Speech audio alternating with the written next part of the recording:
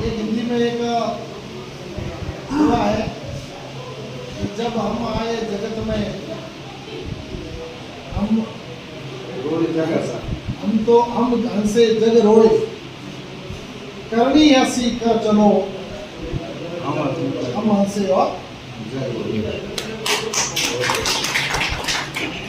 ऐसे महान विभूतियों में कर्नल साहब की गिनती होती है।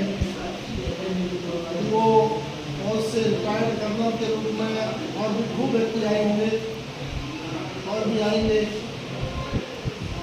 लेकिन उन्होंने फौज में सेना में सेवा देश सेवा करने के बाद में आए और उनके अंदर एक समाज को हाशिए पर जो खड़ा समाज था उस समाज को एक मुख्य धारा में लाने में उनका जो योगदान है, मेरे हिसाब से आने वाली पीढ़ियाँ युगों युगों तक उनको पूजेगी। तो बहुत थोड़ी सी कम उम्र लेके आए, लेकिन उम्र तो कईयों की 100-100 साल होती है, लेकिन कर्म ऐसे कर गए जो हजारों सालों तक याद किए जाएंगे। जो दुपट्टा जा रहा था इसमें देखो वो उनके 4 संदेश है। मैं तो कह रहा हूँ कोई भी समाज हो यदि इन 4 चीज़ों का से शिक्षा ले ले। सबसे पहले उन्होंने कहा अच्छी शिक्षा बहुत जरूरी है, सही बात है।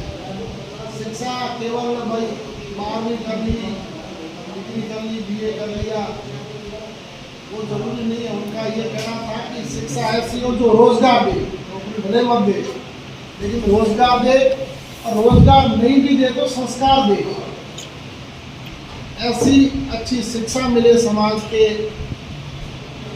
बच्चों को, बच्चियों को, और अच्छा स्वास्थ्य बहुत जरूरी है। अपने को ध्यान है कि सबसे इम्पोर्टेंट है। पहले ऐसा एक समय था कि बीमारियों से लोगों की मौतें हो जाती थी। धीरे धीरे बीमारियों को चिकित्सा सुविधा बढ़ गई, लेकिन वो महंगी हो गई। लेकिन सरकार ने अच्छी योजना चलाकर अब तो बहुत अच्छा कर लिया है। और उससे भी इम्पोर्टेंट अच्छा स्वास्थ्य तब आएगा जब किसान पशुपालक अपने घर परिवार में गाय भैंस पालेंगे और अपने खेत में ऐसी फसल पैदा करेंगे जो दवाइयों की नहीं होगी। ऐसी फसल से अच्छा स्वास्थ्य आएगा। मेरे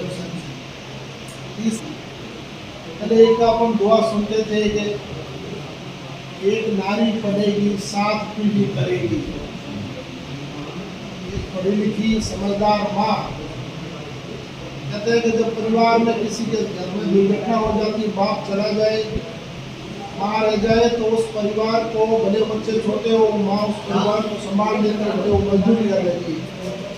कहते हैं कि आदमी उतना संभाल नहीं पाता है। तो माँ पढ़ी लिखी हो, अनपढ़ माँ भी तो अपने परिवार को बहुत अच्छे से और बच्चों की शिक्षा संस्कार कुछ भी हो वो करने से लेगी, वो मजदूरी कर लेगी, पशुपालन कर लेगी, किसी और जाके खेत में काम कर लेगी, लेकिन वो बच्चों को अच्छे से पढ़ा लेगी।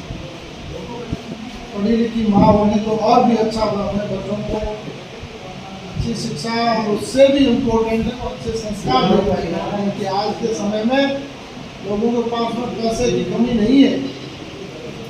आप चले जाओ कहीं नरेगा में, खेत में भी 500 रुपये दिन के देते हैं, महीने के 15,000 रुपये आते हैं।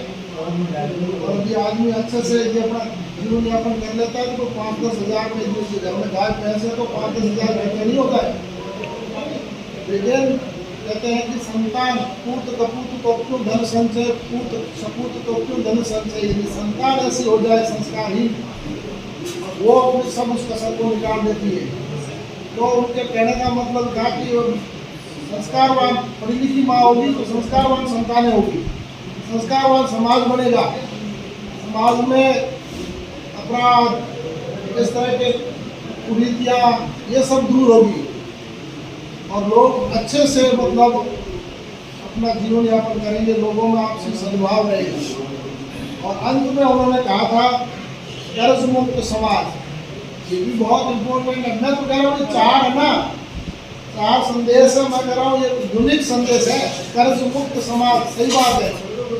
हम क्या करते हैं, विशेष रूप से जो किसान पशुपालक हैं, जो गांव के लोग हैं, केवल अपनी मात रखने के लिए, मूछ के लिए, अपने मान सम्मान के लिए बहुत बड़ा नुक्ता कर देते हैं।